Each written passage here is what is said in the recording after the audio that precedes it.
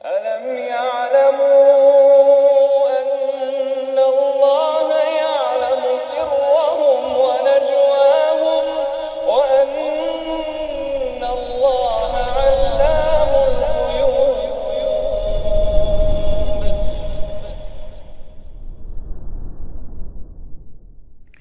طيب بسم الله الرحمن الرحيم. السلام عليكم ورحمة الله وبركاته. إن الحمد لله نحمده ونستعينه ونستغفره ونعوذ بالله من شرور أنفسنا وسيئات أعمالنا. من يهده الله فلا مضل له ومن يضلل فلا هادي له. أشهد أن لا إله إلا الله وحده لا شريك له وأشهد أن محمدا عبده ورسوله لا نبي بعده. قال الله تعالى في كتابه الكريم: يا أيها الناس اتقوا ربكم الذي خلقكم من نفس واحدة وخلق منها زوجها وبث منهما رجالا كثيرا ونساء واتقوا الله الذي تساءلون به والأرحام إن الله كان عليكم رقيبا. وقال: يا أيها الذين آمنوا اتقوا الله حق تقاته ولا تموتن إلا وأنتم مسلمون. فإن أصدق الحديث كتاب الله وخير الهدي هدي محمد صلى الله عليه وسلم وشر الأمور محدثاتها وكل محدثة بدعة وكل بدعة ضلالة وكل ضلالة في النار. أما بعد. Ikhwah sekalian, kita lanjutkan masalah beberapa contoh kesungguhan ulama salaf dalam memanfaatkan waktu. Poin keberapa kita, ikhwan? 4 atau 5 sekarang, ikhwan? Poin keberapa ya Syekh Abdul Qawi? 4 sekarang, kita membaca keempat. Yang lain dikatakan ada lagi yang lain lagi ada yang menceritakan tentang sosok Al-Khatib Al-Baghdadi, seorang ahli hadis dan ahli tarikh. Al-Khatib Al-Baghdadi, beliau berkata, tentang Al-Khatib Al-Baghdadi, ada seseorang yang menceritakan tentang beliau. Kata orang ini, aku tidak pernah melihat Al-Khatib kecuali di tangannya ada kitab yang ia telah. Ya. Kalau sekarang aku tidak pernah melihat antum kecuali ada HP yang antum pegang. Semua dari kita. Ini handphone ini udah, Masya Allah. Tapi insya Allah HP yang kita gunakan mudah-mudahan untuk berfaedah insya Allah ya. Mereka ini adalah orang-orang yang waktunya tidak terbuang sia-sia. Adapun kita sebenarnya tidak berbeda dengan mereka. Seorang penyair mengatakan, tamurru binal ayyamu tatra wa innama nusaqu ilal ajali wal ainu tanzur. Hari-hari kita akan terus-menerus berlalu, bersilih berganti berlalu gitu aja. Wa innama nusaqu ilal ajali wal ainu tanzur. Padahal semua orang telah tahu bahwasanya kita akan kembali, bahwasanya kita menuju kematian. Iya. Innama nusaqu ilal ajal wal ainu tanzur, dan mata itu melihat. Mengertilah kita semua bahwasanya kita menuju ajal. Fala aida dzaka asy-syababul ladzi madha. Masa-masa muda yang telah berlalu tak akan mungkin kembali. Wala zala hadzal masyibul mukaddaru. Dan tidak pula uban yang putih ini akan menghilang. Sekarang kalau udah punya uban, ya udah akan beruban berikutnya. Jadi itu peringatan untuk kita. Dan ikhwah sekalian, memanfaatkan waktu ini memang betul-betul kesulitan manusia di zaman sekarang. Perlu kita bugarkan kembali prinsip yang bisa menjadikan kita itu memanfaatkan waktu, di antaranya niat yang sahihah. Ya, niat yang benar dalam menuntut ilmu itu insya Allah akan mendorong dan memfaktorkan seseorang untuk memanfaatkan waktunya untuk ilmu. Ya, niat yang sungguh-sungguh. Ya. Kata Imam Ahmad, al-ilmu la ya'diluhu syai'un idza sahhat an-niyyah. Ya. Ilmu ini la ya'diluhu syai'un idza sahhat an-niyyah. Ilmu ini tidak sebanding dengan apapun jika niatnya benar. Ya, ilmu ini ilmu syar'i tidak sebanding dengan apapun jika niatnya benar. Tapi jika niatnya tidak benar, ilmu ini tidak bermanfaat buat sahibnya, pemiliknya. Apa korelasi antara orang yang niatnya sahihah dalam menuntut ilmu dengan yang tidak disambungkan dengan memanfaatkan waktu? Antum akan melihat orang yang menyadari kepentingan ilmu syar'i untuk dirinya dan sahih niatnya, antum akan mendapatkan dia akan mencari dan menuntut ilmu yang dia perlukan betul-betul, walaupun di waktu yang tidak wajib buat dia. Saya kasih contoh. Kebanyakan orang yang kuliah atau sekolah, kita tanyakan, apakah kalian tulus menuntut ilmu ini? Kebanyakan orang yang kuliah atau sekolah, kalian tulus gak nuntut ilmu di kelas? Atau memang ini kesadaran kalian atau terpaksa? Karena emang ini kurikulumnya. Ajibu, jawab, fadl.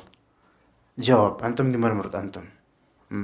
Terpaksa. Sejujurnya kebanyakan begitu. Walaupun mereka bermegah, anak lulusan LIPIA, anak 6 tahun LIPIA, anak 7 tahun LIPIA, anak 8 tahun gak naik kelas LIPIA, dan seterusnya. Dan ini musyahad, tersaksikan oleh yang berbicara tentang dirinya juga mungkin. Ya, tentang yang berbicara juga. Boleh jadi kita itu terpaksa karena kurikulumnya begitu. Dan juga karena ada ujiannya. Coba nggak ada ujiannya, kabur-kaburan, aur-auran kita.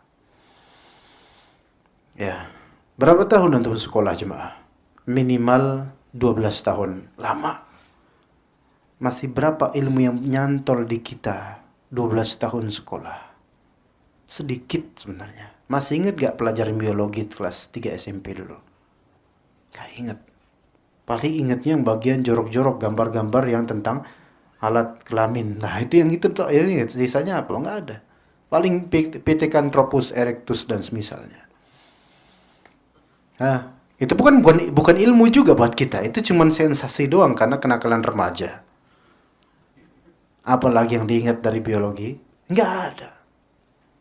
Kecuali ketika antum menyadari itu bidang antum suka dengan itu, masih ingat itu insyaallah. Iya. Ketika antum melihat ada lulusan kampus syariah, entah LIPIA, entah ini, entah itu, kuliah usuluddin dan seterusnya, dan antum tidak melihat ada cerminan dari segi akhlak maupun dari segi lisan maupun dari segi ilmu dia, dari belajar bahasa Arab atau belajar agama, enggak ada. Ada muskilah dengan niatannya berarti. Dan jika niatan itu sahih, maka dia akan terus mengejar ilmu walaupun di waktu yang tidak diwajibkan atasnya. Makanya kebanyakan dari orang-orang yang tidak sahih niatnya dalam menuntut ilmu, di masa liburan dia lalai total. Di masa liburan dia lupa dengan semua ilmu. Dan dia kemudian masuk ke semester berikutnya dalam keadaan jahil minal juhala.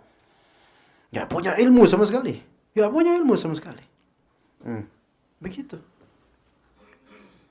Sekarang kalau misalnya ada program 3 bulan hafal Quran atau 2 bulan hafal Quran atau 1 bulan bahkan, enggak, Masya Allah 1 bulan hafal Quran.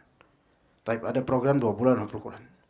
Dia pengen mengikuti itu dengan maksud nyari ijazahnya atau bisa mengklaim nanti ke teman-teman bahwa saya sudah pernah jadi hafiz. Ada kan program apa tuh yang 2 bulan hafal Quran 30 juz. Ada, ikhwan ada. Tinggal di asrama mana gitu. Bayar berapa ratus ribu atau 1 juta atau berapa. Nah, 2 bulan tinggal di situ. Biasanya bujang itu lebih cocok. Nah, fokus ngafal Quran. Niatannya kemudian apa? Niatannya ya pengen supaya dianggap pernah hafal Al-Quran. Anda pernah ketemu dengan seorang sahib, teman lama, teman pesantren. Dia berkisah kepada Anda.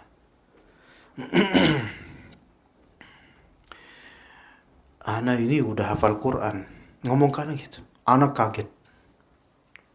Bukan kaget karena kagum. Beneran antum hafal Quran? Masa sih antum? Iya, nah hafal Quran. Ikut program yang tadi Anda sebutkan semacam itu. Terus sekarang, Keke, gimana? Cuma hafal juz 30, itu juga. Padahal dia pesantren dulu hafal juz 30, 28, 29. Malah sekarang makin berkurang. Ada sesuatu di situ. Kenapa? Mungkin niatnya tidak sahih.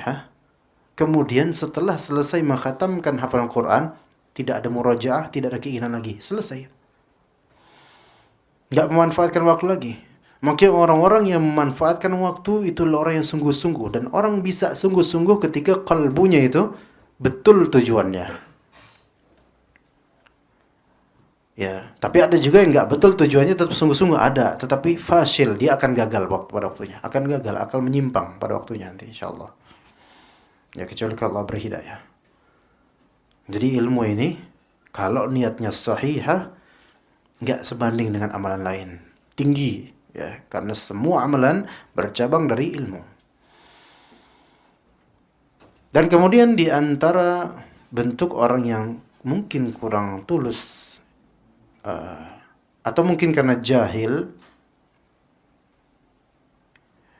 dia memang memanfaatkan waktu, tetapi memaksakan diri untuk membenamkan diri di luar tekanan yang semestinya, atau di dalam tekanan yang tidak semestinya buat dia, atau dia tidak mengukur kapasitas dirinya, sehingga dia bertengger di posisi yang tidak semestinya dia berdiri di situ. Atau dia melakukan hal tentang ilmu tanpa bimbingan dan dia kehilangan total ilmu tersebut. Bagaimana itu bisa terjadi? Padahal dia memanfaatkan waktunya untuk ilmu total. Dan suatu saat dia mengalami futur. Yaitu kata para ulama, al-ilmu idza akhadhtahu jumlatan dhahaba minka jumlatan. Al-ilmu idza akhadhta jumlatan, idza akhadhtahu jumlatan wa ajilta fihi dhahaba minka jumlatan. Faham enggak? Udah dicatat belum, ikhwan? Faham enggak, ikhwan? Enggak paham. Ilmu, jika antum ambil seluruhnya dan tergesa akannya, maka antum akan kehilangan seluruhnya. Ya. Jadi ilmu jika antum ambil secara komplit begitu saja dan tergesa, maka antum akan kehilangan seluruhnya, total. Kayak gimana contohnya? Contohnya adalah sebagian sikap dari kita yang tergesa-gesa dalam menuntut ilmu dan tidak mau bersabar dengan tahapan-tahapannya. Begini ya kawan, di antara contoh, anak kasih 2 contoh. Dalam sehari antum menyimak 6 kajian dan itu berat-berat. Kajian-kajian cukup berat. 6 kajian langsung antum betul-betul ambil semuanya. Atau contoh lain, antum mentargetkan pokoknya dalam sebulan atau seminggu ini ana pengen mengkhatamkan 1 kitab usul fiqih dan menguasainya. Satu kitab usul fikih dalam seminggu ini ana khatamkan dan menguasai ilmu ini. Ini cita-cita yang ditertawakan oleh ulama, bahkan setan pun tertawa. Iya. Orang itu mempelajari ilmu usul fikih 4 tahun, 6 tahun, 8 tahun. Nah ini seminggu atau sebulan lah, anggap sebulan. Oke, sebulan. Antum beli kitab usul fikih terjemahan pula karya Syekh Utsaimin. Kemudian antum minta, "Ustaz, tolong ajarkan ana kitab ini dalam waktu sebulan." Ketawa ustadznya, "Antum mau apa? Ajarin ana, Ustaz, sehari 3 kali, Ustaz." Ya, ustadznya bilang, "Antum berani bayar berapa?" Wani piro, ya. 5 juta nggak apa, Ustaz? Kurang. Ustadznya minta 25 juta. Ya nggak apa-apa, Ustaz, yang penting ana menguasai ilmu ini. Ya. Ustadznya sih bilang, dalam hatinya, ya nggak apa-apa, yang penting saya berduit gitu. Diajarin sebulan, misalnya. Sebulan, oke, sebulan. Pertanyaannya, jadi nggak nih tolib ini? Nggak jadi. Bahkan ustadznya sendiri belum tentu mengerti juga usul fikih. Nggak semua yang ngerti, nggak semua ustadz itu, nggak semua dai itu betul-betul paham usul fikih, nggak semua benar. Iya, nggak semuanya. Maksudnya paham komplit itu benar, baik pemahamannya, nggak semua. Dan yang paham pun nggak semuanya bisa mengajarkan, beneran. Ya, usul fikih itu ilmu yang tidak remeh. Nggak semua dai yang membimbing masyarakat ke sunnah atau ke Islam, nggak semuanya memahami usul fikih secara komplit. Dan yang faham pun tidak semuanya bisa mengajar. Dan yang mengajar pun tidak semuanya bisa mengajar dengan kelas yang berbeda. Ada yang bisanya mengajar untuk kelas tahap tinggi, doktoral, atau yang mengajar untuk awam. Dia bisa ngajar awam tapi nggak bisa ngajar tahap berikutnya yang mutaqaddimin, yaitu orang-orang yang udah maju, nggak bisa. Jadi harus dari guru yang tepat. Nah, jadi nggak dia? Enggak. Kenapa? Karena kaidahnya al-ilmu idza akhadtahu jumlatan wa ajilta fihi dhahaba minka jumlatan.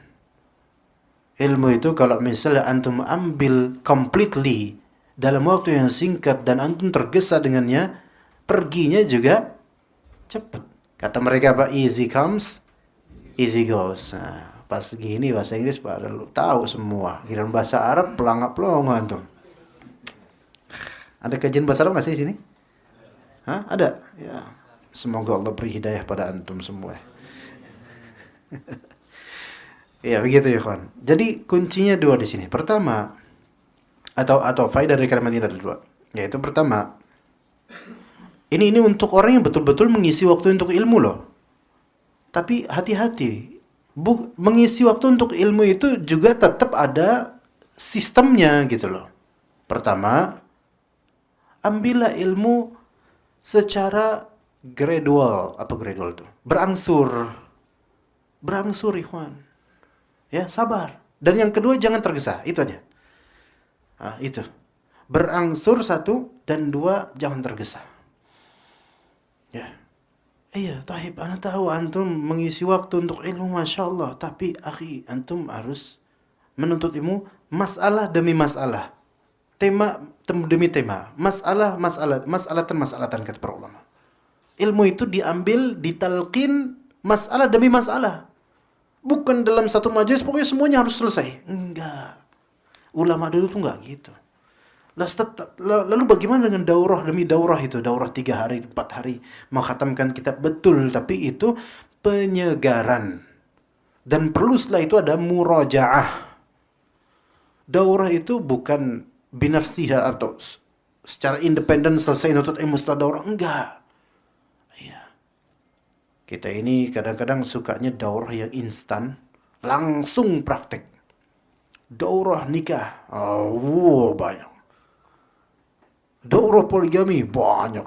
Ya banyak yang pengen cuman pada susis. Ya. Daurah nikah, banyak datang. Langsung habis itu pada pengen praktek. Sebentar, habis daurah, pikirin dulu, pelajari lagi. Ya pelan-pelan. Mutadarrijan bahasanya itu. Yang pertama, nuntut ilmu itu berangsur. Mutadarrijan. Kedua, ada mul'ajalah, jangan tergesa. Karena tergesa dalam masalah ini dari syaitan. Ya. Kemudian ikhwan, Al-Hasan Al-Basri rahimahullah berkata, "Wahai anak Adam, innaka antal ayyam. Ya, ini yang waktu anak diajarin waktu di Idat Lipia dulu, pada ketawa teman-teman.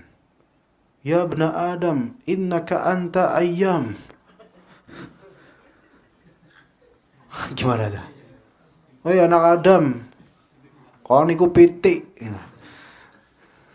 Wahai anak Adam, sesungguhnya engkau hanyalah hari-hari yang kau lalui. Kita ini adalah hari-hari yang kita lalui. Iya, dan usia kita adalah dan ya sisa kita ini hanya menghadapi apa? Sisa hari-hari aja. Sungguh engkau hanya serpihan hari-hari yang engkau lalui. Setiap kali satu hari berlalu darimu, maka hilanglah sebagian dari dirimu. Betul itu. Iya. Semakin lama kita hidup itu, kesempatan tuh semakin menipis. Al-Hasan juga berkata, tak ada satu hari pun pada saat fajar terbit kecuali ia akan berseru, wahai anak Adam, aku adalah makhluk yang baru bagimu. Sahih, karena every day is a new day. Sahih enggak? Benar enggak? Every day is a new day. Setiap hari itu adalah hari yang baru. Besok misalnya, hari baru enggak? Iya. Harapan baru? Harapan jaya, harapan indah. Iya. Aku adalah makhluk yang baru bagimu dan aku menyaksikan apa yang engkau lakukan. Maka berbekallah denganku, yaitu dengan mengisi hari-hari dengan melakukan amalan-amalan bermanfaat. Karena apabila aku telah berlalu, aku tidak akan kembali lagi hingga hari kiamat. Sahih. Hari yang berlalu, bahkan tadi sore, antum will never take it back. Gak akan mungkin bisa mengambil kembali sore tadi. Ya, hanya tinggal kenangan, khalas. Imma baik, imma buruk gitu. Atau biasa-biasa aja. Maka orang yang berprestasi atau memiliki uluwul himmah dan matalib aliyah, cita-cita tinggi, tumuh yang tinggi, ambisi yang tinggi, dia akan berusaha menoreh sejarah hidupnya dengan hal-hal yang membanggakan atau menyenangkan, mengukir hari-harinya dengan hal yang membahagiakan dirinya di masa depan. Karena apabila aku telah berlalu, aku tidak akan kembali lagi hingga hari kiamat. Di hari kiamat, hari-hari akan kembali enggak? Bukan hari-harinya kemudian kembali begitu saja, melainkan apa yang kembali? Yaitu laporan amalnya. Laporan amalnya. Catatan amalnya. Wa idza as-suhufu nushirat, wa idza as-suhufu nushirat. Ya. Baik. Ini lihat ini pesan dari Al-Hasan Al-Basri. Apa kaitannya dengan menuntut ilmu, jemaah ikhwan? Mengisi waktu dengan menuntut ilmu, baik mendengar atau membaca ilmu, itu adalah sebaik-baik amalan. Dan insya Allah itu semudah-mudah amalan, insya Allah. Sekarang makin dipermudah oleh Rabb kita Azza wa Jalla, Al-Alim Al-Hakim. Yang mana Allah tuh tahu kesulitan kita. Allah tuh tahu kondisi zaman ini pastinya, karena Allah menciptakan dan mentakdirkan. Maka Allah Ta'ala jadikan dan ciptakan adanya wasail, perantara-perantara tersebarnya ilmu seperti media sosial. Maka manfaatkan itu jemaah, manfaatkan itu. Dan jangan terperdaya dengan hanya memanfaatkan media sosial yang sekadar banyak yang like atau sekadar banyak yang nonton atau bagaimana. Ya, targetkan prioritas antum. Walaupun media yang antum pakai ini mungkin media yang tidak dipakai oleh jumhur, atau video yang antum tonton bukan video yang banyak ditonton oleh orang pada umumnya. Tetapi ketika antum tahu ini bermanfaat, grab it fast. Apa grab it fast ya kawan? Ambil dia dengan cepat. Ya, insya Allah antum akan mendapatkannya. Jangan ditunda-tunda. Kita ini harus seperti itu, menghabiskan atau dengan amal soleh, terutama dengan menuntut ilmu atau mengajarkannya. Kata Rabb kita Azza wa Jalla, wa'bud rabbaka hatta ya'tiyakal yaqin. Dan beribadahlah engkau kepada Rabbmu sampai datang kepadamu apa? Al-yaqin. Al-yaqin ini apa artinya kata para ulama ikhwan?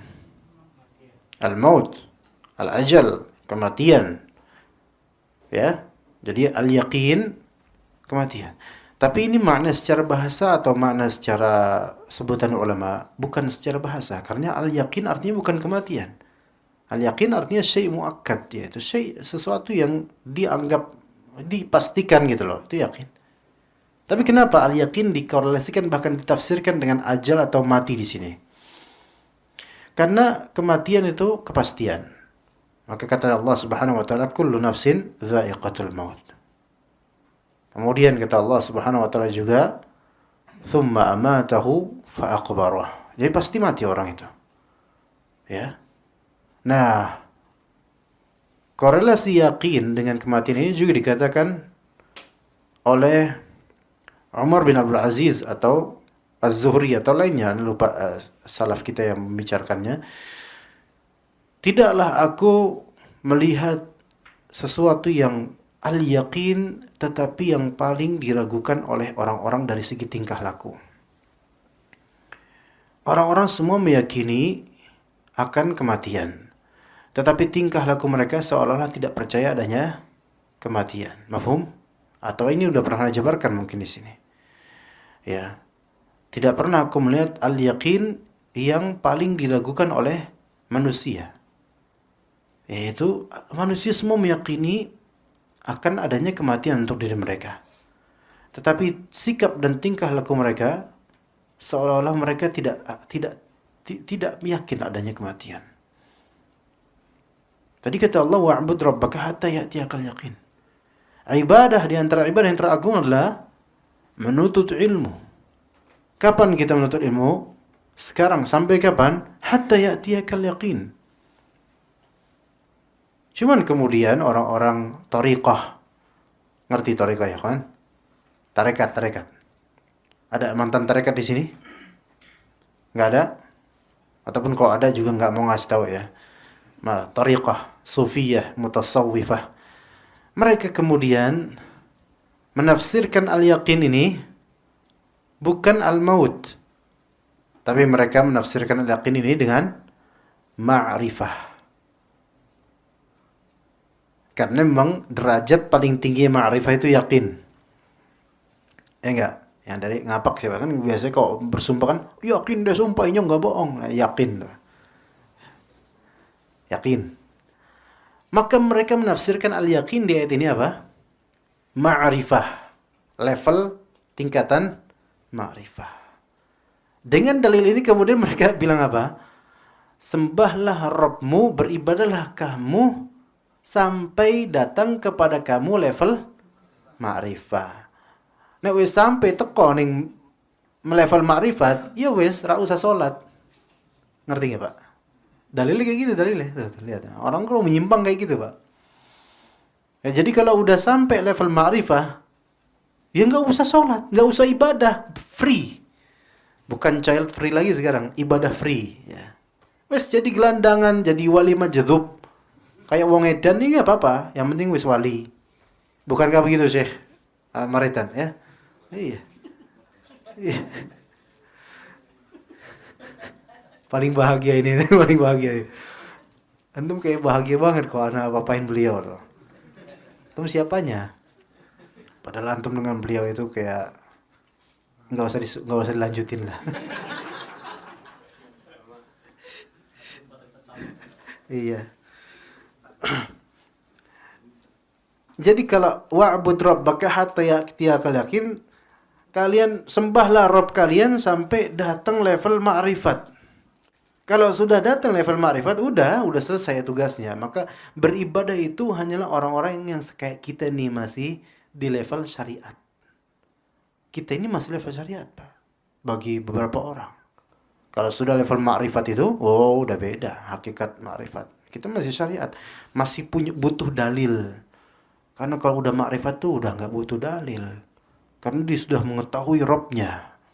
Gitu kata mereka. Tapi ini tafsiran batil. Bahkan dikatakan oleh sebagian ulama yang menafsirkan seperti ini, maka ini tafsiran kufur, perkataan kufur. Karena dengan memutuskan inqita' al-insan 'anil ibadah mutlaqan, memutus diri dari ibadah secara mutlak, maka itu kekufuran. Ya. Nah, jadi kita ini menuntut ilmu, beribadah kepada Allah dengan cara menuntut ilmu sampai kapan? Sampai datang ajal kita. Iya. Nah, berarti kan ini jangan sampai usia kita disia-siakan. Karena ajal selesai, kematian datang, nggak ada kesempatan untuk nuntut ilmu lagi.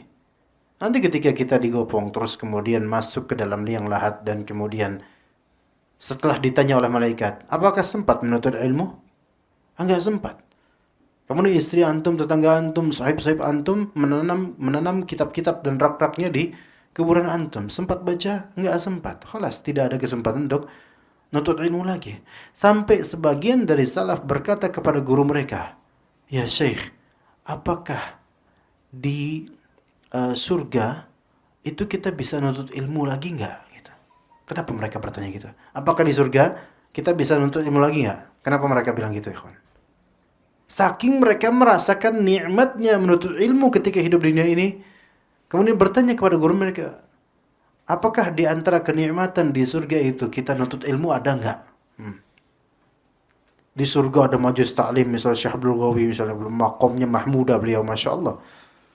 Ngisi ceramah, kemudian di dunia saya nggak bisa ngisi ceramah karena nggak diundang. Mau di surga saya bikin ceramah, misalnya. Taib, ikhwan, di surga itu nikmat yang Allah berikan itu nikmat yang tidak ada masyaqqahnya. Apa masyaqqah itu apa, ikhwan? Masyaqqah, kesulitan, kesusahan. Surga itu isinya hanyalah nikmat yang tidak ada kesulitannya. Nuntut ilmu nikmat gak? Nikmat. Ada nggak masyaqqahnya? Ada. Lah terus nanti di surga nuntut ilmu gak? Nggak perlu, karena nggak perlu. Kita nuntut ilmu sekarang supaya ke surga. Ketika ke surga ya udah, antum bahkan nggak kepikiran, anak pengen belajar balaghah gitu, nggak ada. Ngapain antum belajar balaghah? Udah enak, antum udah enak lah di surga. Coba aja nanti insyaallah ya. Insyaallah, mudah-mudahan anak sama antum insyaallah ketemu, mudah-mudahan Allah mudahkan ke surga insyaallah, dan keluarga kita. Dan ketahuilah bahwa waktu itu terbagi menjadi beberapa bagian. Al-Khalil bin Ahmad ini ahli lughah. Al-Khalil bin Ahmad Al-Farahidi namanya. Berkata, waktu itu ada 3 bagian. 1, waktu yang telah berlalu darimu, di mana dia tak akan pernah kembali. Ini berarti past, ya. Al-Madi, waktu yang telah berlalu. Yang kedua, waktu yang sedang engkau jalani, maka lihatlah bagaimana ia akan berlalu darimu. Ini namanya present. Present, bukan present, bacanya present. Gitu. Hadir kalau bahasa Arabnya. Hadir itu kekinian, sekarang. Maka kalau di Inggris misalnya, misalnya Pak Jarwo present gitu. Atau bahasa Arabnya hadir gitu ya. Itu waktu sekarang, al-an. Dan yang ketiga adalah waktu yang engkau tunggu-tunggu, yang bisa jadi engkau tidak akan mendapatkannya. Waktu yang engkau tunggu-tunggu, yang bisa jadi engkau tidak akan mendapatkannya. Taib. Jadi ada 3, ikhwan. Waktu yang telah berlalu darimu. Dia tak akan kembali, khalas. Kalau antum sia-siakan, selesai sudah. Kalau antum manfaatkan, semoga baka pahalanya. 2, waktu yang sekarang sedang engkau jalani, dan itulah yang antum fokuskan. Lihat bagaimana ia akan berlalu darimu, fokuskan sekarang, manfaatkan, karena sekarang akan menjadi lampau. Sekarang akan menjadi sesuatu yang tak akan bisa kita ambil kembali. Ya, sekarang akan menjadi lampau. Dan kelak akan menjadi sekarang. Itu pun Sekarang akan menjadi lampau, dan kelak belum tentu menjadi sekarang. Karena waktu nanti ke depannya engkau tunggu-tunggu esok hari, yang bisa jadi engkau tidak akan mendapatkannya. Belum tentu kita mendapatkan esok hari Jumat. Ada nggak rasa ketakutan untuk masalah itu? Kalau ketakutannya ada, ketakutan dalam rangka apa? Besok belum tentu ada buat kita. Kalau ketakutannya adalah karena kita masih banyak dosa yang belum taubatkan, ya alhamdulillah.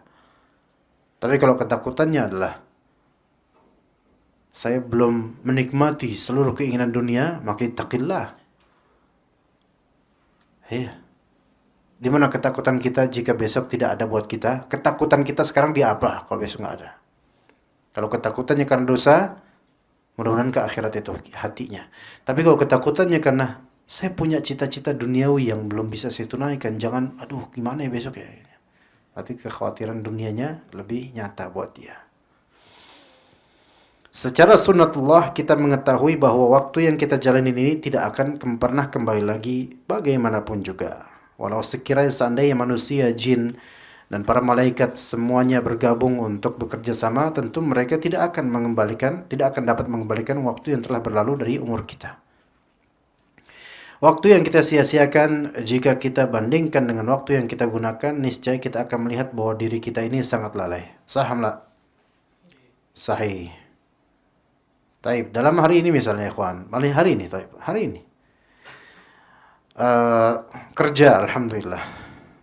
Bandingkan waktu yang kita gunakan untuk kebaikan secara global, apapun kebaikan itu, dengan hal yang mubah dan atau sia-sia, bahkan haram. Lebih besar mana nisbatnya? Kata sebagian ulama di antara Syekhul Islam Ibnu Taimiyah rahimahullah, jika ada seorang sehari saja dia tidak bermaksiat, maka itu ibarat hari Id buat dia. Jika seseorang pernah sehari saja dia bebas dari maksiat, maka hari itu adalah hari raya dia. Ngerti, Pak? Kalau kita kayak gitu gak kalimatnya? Enggak. Kita ini satu hari aja, kebaikan kita lebih besar daripada keburukan kita. Itu hari Id kita. Saking ratio antara atau percentage kita antara sia-sia dengan mengisi waktu luang hal yang bermanfaat, itu masih domplang. Mungkin lebih banyak sia-sianya. Sejujurnya kalau kita naik motor menuju kerja atau pulang kerja, apa yang kita lantunkan? Apa pikiran kita apa? Apakah murajaah? Mikirin ilmu? Atau murni cuman ngeliatin jalan? Tatapan mata kosong? Atau antum mengingat-ingat nomor plat mobil di depan antum? Atau gimana? Lihat, banyak waktu itu berlalu. Lewat begitu saja, khalas, tanpa terasa. Dan tanpa ada rasa bersalah karena melewatinya begitu saja. Ini kita. Kita sedang menceritakan tentang kehidupan kita. Apabila seorang dari kita mau membaca tentang kesungguhan para ulama salaf dan seberapa besar usaha mereka dalam memanfaatkan waktu, maka ia tidak dapat membandingkan dengan keadaan dirinya yang sangat lalai. Kita, ikhwan, termasuk Anda dan juga antum, kita semua, ikhwan. Ya. Kita kadang ngobrol sama ikhwan, sama jemaah. Itu bagus. Maksudnya kita bermuasyarah. Tapi berlarut dengannya, kadang bisa sampai 3 jam, majelis 3 jam. Ngebully, Masya Allah. Iya, kebuli sambil ngebully juga, ya Masya Allah. Majelis, ajib. Ya. Kemudian tema demi tema berlalu. Dan rata-rata temanya gak ada ilmu. Imma fulus, imma mar'ah, imma, ya pokoknya al-muhim temanya itu. Mungkin kalau di akhirat kita nangis kali ngeliat tema-tema kayak gitu. Ya. Coba kita ngobrol, makan kebuli sambil mempelajari kitab misalnya. Masya Allah, kitab Tauhid. Sambil makan kebuli, ustadznya menjelaskan hadis tentang tatayur misalnya. Kemudian ditalik sama imam. Kemudian ditambahkan faedahnya sama antum. Tahu nggak? Kisah kayak gini nggak mungkin terjadi. Ya.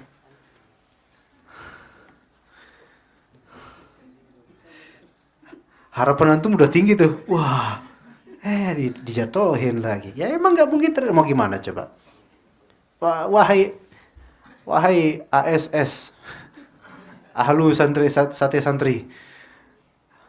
Anda mau singkat jadi as nggak enak ya, karena bahasa Inggrisnya nggak enak. Eh, Antara azan dan iqamah maghrib, antum ngapain tadi ikhwan? Lahu, la'ibu wa lahu. Ya kan? Cuma main kalimat dan lalai. Iya. Kecuali bagi yang buka puasa. Tadi anak-anak cek, pada buka puasa ya, sebagian yang buka puasa buka, yang nggak buka ya nongkrong tuh di pos. Berapa jumlah tadi yang salat antara azan dan iqamah? Jumlah individu. Jumhur lebih berpihak ke situ atau di tempat wudhu. Jumhur tadi, jumhur. Bukan jumhur ulama, bukan jumhur fuqaha. Jumhur kusala. Jumhurnya orang-orang pemalas itu. Berapa jumlah ikhwan di antara kita tadi yang berdoa di antara azan dan iqamah? Ya, mungkin kehitung dengan jari. Sementara yang di luar tadi nggak bisa kehitung. Ya, coba lihat. Dari sisi itu aja kita udah bisa mengacu. Ya, kita ini banyak lalainya. Padahal kita menuju majelis ilmu yang membahas tentang waktu yang disia-siakan. Dan itu waktu yang tadi kita sia-siakan memiliki fadilah. Waktu yang memiliki fadilah karena ada yang disyariatkan di situ, ikhwan. Misalnya untuk sholat 2 rakaat, ada minimal 2 dalil yang menunjukkan syariatnya. Pertama, kata Nabi SAW, Sallu raka'ataini qabla al-maghrib. Sallu raka'ataini qabla al-maghrib. Sallu raka'ataini qabla al-maghrib.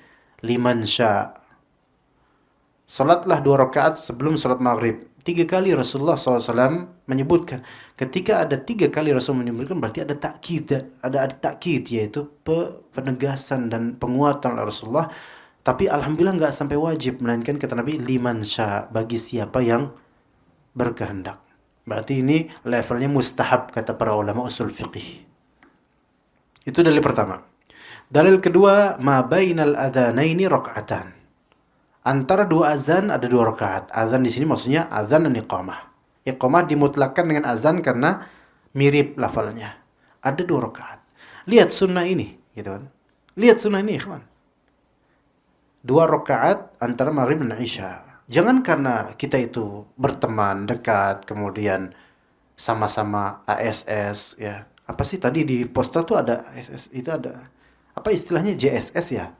Oh, JSS itu lebih mending ya.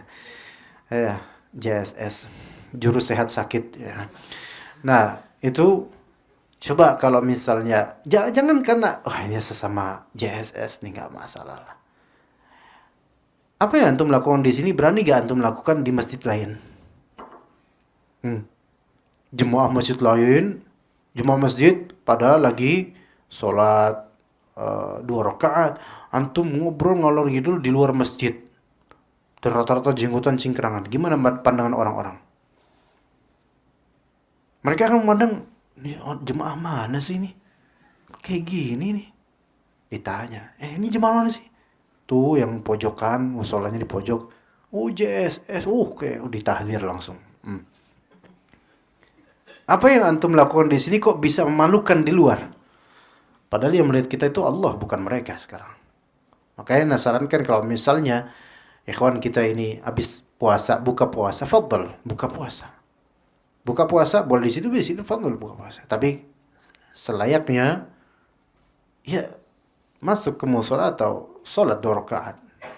Pun kalau enggak sholat 2 rakaat, minimal ini ada waktu antara azan dan iqamah. Ya. Yang kata Nabi SAW, da'watun bainal azani wal iqamah la turad, atau kama qala Nabi SAW, doa antara azan dan iqamah itu tidak ditolak oleh Allah Subhanahu wa taala. Baik antum doa ya di luar salat sunnah atau antum doa pas lagi salat sunnah 2 rakaatnya itu setelah tasyahud, setelah salawat, kata Nabi SAW, falyakhtar ma yu'jibuh. Silakan dia pilih bebas doa yang dia sukai dari doa. Fadl antum doa sebelum salam. Apapun doa antum, kena daripada antum di situ makanan juga sedikit. Tadi nggak ada makanan kayaknya. Antum dapat apa, ikhwan? To'am nggak ada, kalam tok gitu loh. Ya, salam alhamdulillah.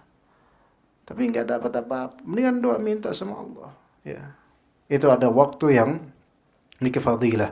Mungkin kalau ba'da isya mungkin masih mending walaupun makruh kita ngobrol-ngobrol. Tapi kan kalau ba'da isya lebih longgar.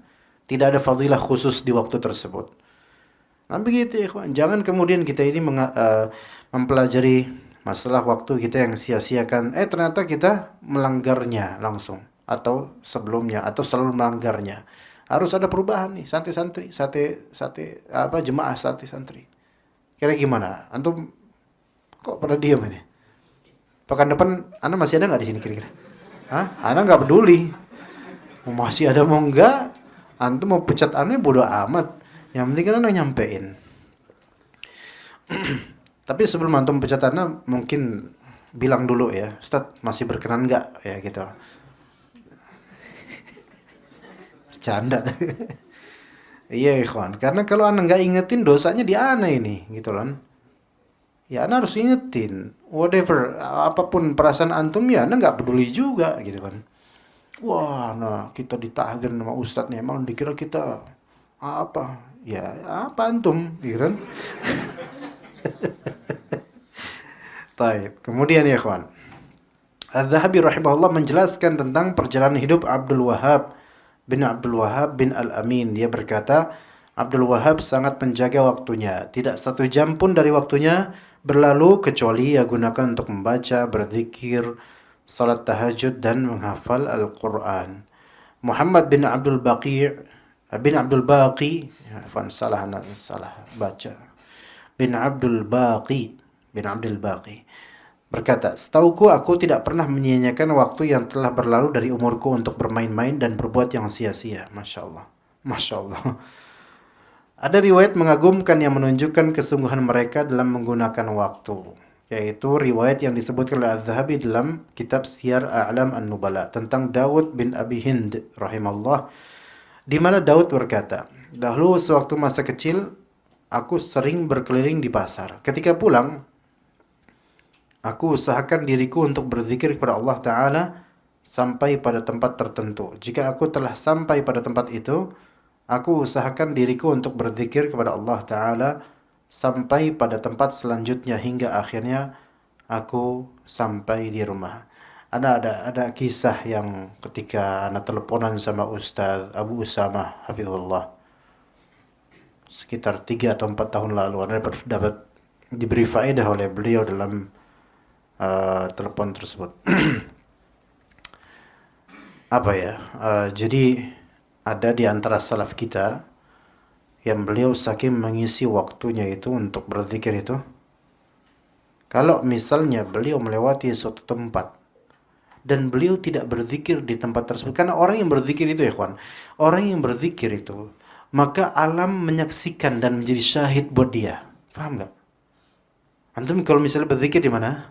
Dan itu ada dalil-dalilnya bahwasanya semesta ini menjadi syuhada bagi orang yang berzikir melewatinya. Paham? Jadi antum melewat misalnya, entah melewati hutan, pohon, bangunan atau apa, antum berzikir, maka baik bangunan, pohon atau apa, makhluk-makhluk Allah itu menjadi syahid. Menjadi saksi buat antum tuh ahli zikir. Iya. Benda-benda itu jangan antum kira kemudian Allah Subhanahu wa taala, mereka bisu, betul. Tapi ada beberapa dalil yang menunjukkan beberapa tumbuhan atau benda-benda sekitar itu muta'athir dengan zikir orang di dekatnya. Muta'athir itu apa ya kawan? Ya ta'athir. Berbekas, berefek pada benda-benda tersebut. Sebagaimana dalam hadis riwayat Bukhari. Ada sepohon,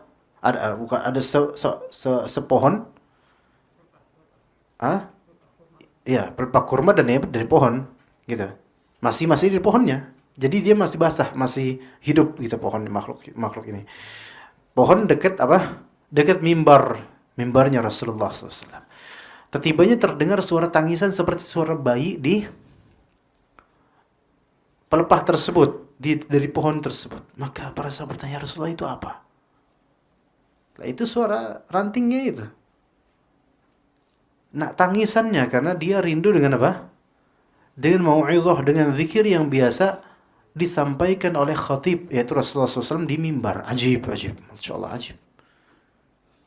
Jadi semesta itu menjadi syahid bagi ahli zikir dan ahli ilm. Nah, ini dari ana kalimatnya. Barusan tadi dari ana, bukan dari Ustaz Usama hafizullah. Sekarang dari beliau. Kemudian dalam pertemuan beliau mengisahkan bahwa di antara salaf, saking beliau itu ingin semesta itu menjadi syahid bagi dirinya, untuk dirinya sebagai ahli zikir, supaya baiklah gitu. Maka kalau misalnya orang ini, salaf kita ini, beliau melewati suatu tempat tanpa berzikir, maka beliau akan kembali lagi ke tempat tersebut dan melewatinya dengan berzikir. Saking nggak mau ada bagian dari bumi ini yang dilewati tanpa pernah berzikir pada tempat tersebut. Faham ya, kawan? Setelah kita salat fardu, biasanya salat apa? Salat sunnah ba'diyah. Dan dianjurkan untuk salat di tempat yang berbeda dengan kita salat fardu. Ngerti kan gitu kan bisa ya? Iya. Kenapa begitu ya, kawan?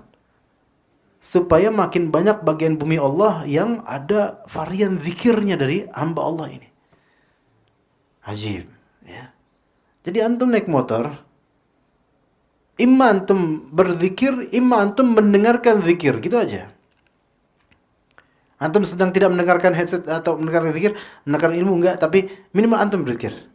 Hatta antum baca qul huwallahu ahad, qul a'udzu birabbil falaq, qul a'udzu birabbin nas, maka ada syahid, ada saksinya dengan izin Allah Ta'ala. Dan tempat itu menjadi lebih baik, lebih berkah dengan kehadiran zikirnya antum biiznillah Ta'ala. Coba bisa seperti itu, kawan. Insyaallah. Kenapa tempat ini adem? Karena ada AC-nya. Itu secara hissi. Tapi secara maknawi kenapa? Karena di sini hilaqul dzikr, hilaqul ilm. Maka ada ketenangan, dan ketika antum sampai ke rumah, antum akan kangen untuk kajian esok hari. Betul nggak? Iya. Gitu, Masya Allah. Anda pernah ke suatu kontrakan, yang mana kontrakan tersebut beberapa penghuninya berkasus, di situ tolibat, kontrakan tolibat. Nah, semua kamar itu auranya itu nggak enak, karena memang banyak yang kesurupan di situ. Jadi anak dipanggil, namanya perempuan ya, kan sering kena kayak gitu-gitu ya. Maka semua kamar, ruang dalam dan juga ruang gudang, apalagi itu, kemudian kamar itu semuanya suram gitu, negatif auranya. Tapi di ruang depan itu jauh beda, malah dingin. Anda tanya, kok kenapa di sini beda? Iya Ustaz, di sini tuh selalu beda. Kenapa beda? Soalnya kalau kita ngaji pasti di sini. Kalau misalnya ada majelis sama ustazah pasti di sini. Maka ini kamar ruang depan ini selalu beda rasanya. Karena sering dipakai buat zikir. Begitu ya, kawan. Baik, kemudian tujuan Daud melakukan hal tersebut agar dia dapat memanfaatkan waktunya dan umurnya dengan sebaik-baiknya. Iya, gimana? Udah selesai loh, Syekh Abdul Qawi. Udah selesai lah. Hah? Fadal. Udah selesai memauin. Janganlah, udah aja lah, masa belum? Hah? Setengah 8 selesai sholatnya maksudnya. Tapi sebentar lagi insyaallah. Mungkin 5 menit aja. Masing-masing dari kita, kecuali orang yang dirahmati oleh Allah, jika memperhatikan waktu yang telah ia sia-siakan dan waktu yang tidak dapat ia manfaatkan kembali, kemudian memperhatikan waktu yang dapat ia manfaatkan, niscaya ia akan mengetahui bahwa di antara keduanya terdapat ketidakseimbangan. Ya. Para pembaca yang budiman, riwayat-riwayat tersebut di atas menunjukkan bahwa waktu itu sangatlah berharga. Kalau boleh kami mengumpamakannya, waktu itu bagai roda katrol untuk mengambil air sumur. Pernahkah Anda melihat katrol yang diletakkan di atas bibir sumur? Apabila pada katrol tersebut dipasang tali yang panjang, kemudian ada orang yang memegang ujung tali tersebut, lalu ia menariknya, dan katrol ikut berputar seiring dengan ditariknya tali. Maka tali yang ditarik akan terus bertambah panjang, sedangkan yang digulung pada katrol itu akan terus berkurang. Itulah umur manusia. Ini agak kurang Karena udah nggak pakai sumur kita, jadi gimana gitu. Anda yang tidak mengetahui berapa panjang tali yang digudung pada katrol, tidak tahu. Anda tidak mengetahui tentang ajal Anda. Tali yang ditarik tadi adalah umur yang Anda miliki. Dan hari-hari yang terus-menerus datang dan pergi. Jadi ketika antum narik ini seperti menarik usia yang tinggal tersisa. Tiba-tiba udah ketemu aja tuh ember, itu mati dasar. Kayak gitu maksudnya. Ya. Cuma tadi kalimat agak beribet dikitnya.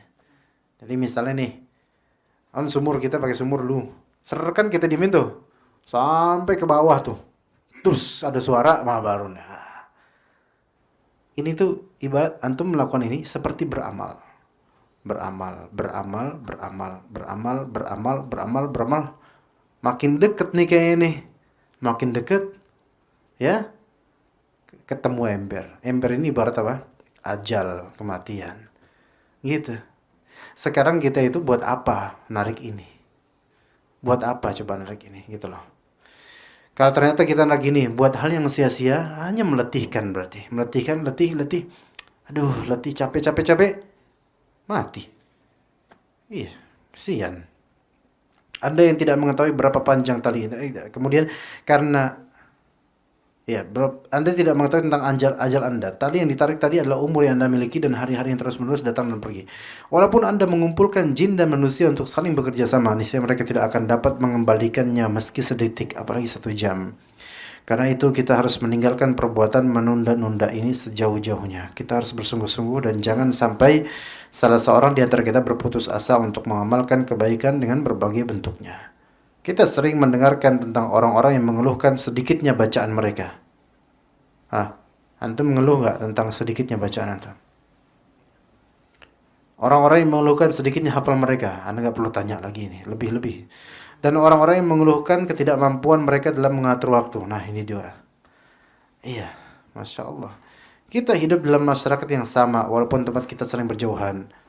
Masing-masing dari kita dapat melihat pada dirinya dan pada sebagian saudara-saudaranya, yaitu adanya kelalaian yang besar terhadap beberapa permasalahan. Antum lihat kitab-kitab para ulama. Banyak. Satu ulama segini kitabnya. Kok bisa kayak gitu? Gak mungkin beliau bisa kayak gitu kecuali dengan mengisi waktunya dengan manfaat. Kita satu buku ngarang aja gak bisa kita. Nulis satu status aja berfaedah itu. Satu status aja. Ya, hadis sama syarahnya. Udah gitu aja 2 paragraf gitu. Pernah mungkin. Abis itu ngerasa kayaknya udah alhamdulillah ya Allah dapat hidayah. Ya Allah baru segitu aja. Udah gitu yang like cuman 10 lagi gitu. Ya Allah. Ya, kita gak seberapa sebenarnya. Kenapa orang-orang itu kok bisa berprestasi? Kenapa mereka kok bisa berkarya sebegitu banyak? Karena tidak menyanyikan waktu. Maka orang yang menyanyikan waktu, mereka seringkali kehilangan logika terhadap orang-orang yang sukses. Kok dia bisa gini ya? Kok dia bisa gitu ya? Jawabannya gampang. Karena dia memanfaatkan skill dan waktunya. Udah gitu dong. Dan sebenarnya kalau kita seperti dia, nanti juga kita ketika di atas, hasil dari memanfaatkan waktu dan skill, orang-orang bawahan juga akan ngomong gitu, wah dia hebat bisa kayak. Sebenarnya sama aja kita semua, Jo. Bedanya apa? Yang ini memanfaatkan waktu dan kemampuan, yang ini menyanyikan waktu padahal mampu. Semua dari kita punya kemampuan dan skill di bidang masing-masing. Hanya masalah waktu dimanfaatkan apa enggak untuk mengasahnya dan meningkatkannya. Gitu. Nanti insya Allah, ya sebenarnya Anda misalnya, kok Ustaz bisa ini ya, bisa membahas kitab ini ya, bisa gini. Sebenarnya enggak beda sama antum. Hanya saja alhamdulillah Allah kasih ya dari Allah semua, ya. Kadang juga ada misalnya satu ustadz yang sangat aktif. Satu hari kajiannya sampai berapa gitu. Oh, antum Masya Allah, kok bisa kayak gitu ya? Ya bisa. Sama nggak waktunya dia sama kita? Sama. Apa bedanya? Beliau memanfaatkan waktu semaksimal mungkin. Kita, Allah alam bisawab. Assalamualaikum warahmatullahi wabarakatuh. Kok dijawab? Ada pertanyaan apa? Nggak diedit dulu ini, kan? Hah? Atau di scan dulu? Masya Allah, kalimatnya bagus nih kayaknya. Tulisnya bagus nih, Masya Allah. Baik, kita cukup sampai sini insyaallah, akan kita lanjutkan pada pekan depan jika Anda masih diundang. Ataupun kalau Anda diundang mungkin sebaiknya Anda datang pas udah komat ya. Insyaallah. Assalamualaikum warahmatullahi wabarakatuh. Waalaikumsalam warahmatullahi wabarakatuh. Ustaz, semoga Allah menjaga antum wa iyyakum. Jazakallah khair atas doanya. Pertanyaan, kapan seseorang ini disebut sebagai murid dari seorang guru? Misalnya Anda pernah duduk di majelis seorang ustadz dan Anda mendapatkan ilmu agama atau ilmu bahasa Arab darinya atau pemahaman fikih darinya. Apakah Anda bisa disebut sebagai muridnya? Lalu bagaimana adab kita kepada ustadz tersebut jika dia memiliki aib atau kekurangan? Taib. Kapan kita bisa mengklaim diri kita sebagai murid dari seorang guru? Ya, sebagian dari fuqaha atau ulama menyebutkan, atau dari hukama, man 'allamaka biharfin fahuwa syaikhuk. Siapa yang mengajarkanmu satu huruf saja maka dia adalah gurumu. Ya. Dan itu ada benarnya, cuma begini, kita kembalikan juga ke uruf. Uruf yang dimaksud adalah imma uruf tullabil ilm, imma uruf masyarakat. Ya. Urufnya atau kearifan lokal penuntut ilmu itu beda dengan kearifan lokal masyarakat. Bagaimana gitu? Begini. Ketika antum pernah dengar ceramah Ustadz Fulan di YouTube, ya, kemudian antum mengklaim di masyarakat atau ketika ditanya, antum belajar sama siapa? Antum jawab, anak belajar sama Ustadz Fulan, mutlak gitu. Itu bagi masyarakat nggak masalah, karena bagi masyarakat apa? Itu ya belajar sama Ustadz Fulan, anda muridnya ya, walaupun online. Oh iya, baik. Tapi bagi uruf tulabul ilm itu bukan tolibnya. Faham nggak maksud anda? Bagi uruf para penuntut ilmu, mengklaim sebagai muridnya Ustadz al-Syekh Fulan itu harus dengan cara apa? Mulazamah, dekat dengan Ustadz itu. Atau kalaupun tidak mulazamah, baik ke rumah atau majelisnya, rutin hadiri kajian dan durusnya. Kajian ini bukan kajian umum, dars, kajian kitab. Baru antum bagi para penuntut ilmu layak disebut apa? Muridnya Ustadz Fulan. Hatta Ustadz Fulan itu nggak dekat sama antum. Iya, kayak misalnya di saat santri, kita setiap Senin kajian. Maka apakah secara uruf thalabul ilm antum boleh mengklaim anda muridnya Ustadz Hasan misalnya? Ya boleh, karena antum rutin di sini. Iya. Tapi kalau misalnya cuma datang sekali, kemudian habis itu taubat nggak mau datang lagi, maka itu adu namanya, musuh. Iya, ya, taubat dari Ustadz ini, nggak mau lagi, jelek Ustadznya. Gitu. Bukan murid kalau gitu mah. Ya, kalau tidak uruf thalabul ilm kayak gitu. Maka kita ini ya ikhwan, jangan mengklaim di depan para penuntut ilmu, ana muridnya Ustadz ini, ana muridnya Ustadz ini. Antum dengar kajian di mana, akhi?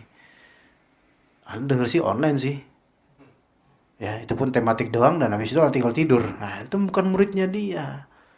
Bukan muridnya beliau. Bagi para penuntut ilmu, tapi bagi kalangan awam, fadhol antum bilang gitu. Ya. Tapi itu pun harus diedit kalimatnya. Sebagian CV nikah itu ada banyak tadlis. Tahu tadlis, ikhwan? Tadlis itu menzahirkan sesuatu yang tidak seperti hakikatnya. Itu tadlis. Misalnya nama Muhammad Fajar misalnya. Mohon maaf, kesamaan nama nggak ada ya, insyaallah ya. Anda nyari yang sama nih, nggak ada. Anda cari dulu yang sama, ada kok itu. Jangan sampai nanti Winarto ya, nggak enak loh kayak gitu loh. Muhammad Fajar ya. Lahir ini dan seterusnya. Ngaji bukan apa ya? Kalau di CV itu apa? Riwayat pengajian, apa namanya? Ngaji. Kajian yang dihadiri. terus bilang ana muridnya Ustadz Fulan, ana berguru pada Ustadz Fulan, ana mau Ustadz. Masya Allah. Wah, ini kan berarti ini tazkiyah ini. Merekomendasikan dirinya bahwa dia muridnya Ustadz Fulan. Kalau memang betul murid mulazamahnya, orang dekatnya, ring satunya, boleh dia bilang gitu. Boleh dia bilang gitu. Atau memang betul-betul dia sering ikut kajiannya dan rutin. Nah, fadl ngomong gitu, fadl. Ya. Tapi kalau nggak kayak gitu, pakai bahasa lain. Yaitu bahasa yang tidak seolah-olah ini, wah ini orang topnya nih, gitu. Misalnya, kajian yang biasa Anda simak, gitu aja. Kajian yang kadang Anda hadiri, ustadz yang Anda dengar, gitu. Boleh. Tapi kalau bilang, Anda adalah muridnya Ustadz Fulan, wah ini berat. Iya. Karena persangkaan orang akan apa? Oh ini orang terdekat, orang ini. Dan itu kadang terjadi, ikhwan. Untuk nyari awewe kayak gitu caranya. Pakai nama Ustadz Fulan. Padahal Ustadz Fulan juga lagi nyari. Iya. Ana muridnya Ustadz Fulan. Ustadz Fulan adalah guru ana. Kadang kayak gitu. Dan kadang kemudian ana temukan berapa ikhwan. Ketemu sama Ustadz Fulan. Atau pernah ketemu mana. Beliau kemudian, ana gak kenal beliau sih. Ini guru ana nih. Ana mau nangkis. Ente siapa? Ana mau kayak gitu, ana juga gak enak juga. Bingung. Antum hadir kajian, ana pengen nanya gitu. Antum hadir di mana? Tapi aduh gak enak, biarin dah. Ini murid yang mahjurah, murid yang gak ketahuan siapa ini. Kok dibilang, ini guru ana nih. Guru ana nih. Pernah ana tanya juga gitu. Emang antum kajian di mana gitu? Pernah. Anda pernah Ustaz ikut antum Ustaz? Kajian di mana? Cibarusa. Cibarusa sekali doang. Wah, udah jadi guru. Jadi gurunya, Masya Allah. Dan itu ngomong ke tulap-tulap lain seolah-olah Anda dekat sama beliau. Dan dalam kondisi seperti ini, nggak mungkin kita kemudian mengkat beliau kemudian antum siapa? Nggak mungkin Anda gitu ya, nanti putus harapan dia. Ya, Anda pura-pura kenal sama beliau. Oh iya, udah biarin aja dah, bodo amat dah, selalu dah, gitu. Kan khawatir kalau dia ternyata orang berkasus gitu loh, kemudian gurunya kena, sampai ada kemudian kan ada pernah terjadi, yang namanya dinar itu, kemudian berapa akhwat sampai dinikahi dan anda nggak habis pikir tuh orang berprestasi dalam menikahi akhwat dengan cara seperti itu. Itu orang seperti ini yang kita yang malas-malesan nikah. Nah ini kita nih, karena waktu kita disia-siakan untuk tidak menikah, dia memanfaatkan waktu untuk banyak menikah. Makanya antum kalau mau nyari prestasi dari orang seperti ini bisa ini. Hanya dia jalurnya nggak benar, ya. Iya. Baik, wallahu ta'ala alam wa sallallahu ala nabiyyina Muhammad wa ala alihi wa sahbihi ajma'in. Subhanakallahumma bihamdika asyhadu an la ilaha illa anta astaghfiruka wa atubu ilaik. Assalamualaikum warahmatullahi wabarakatuh.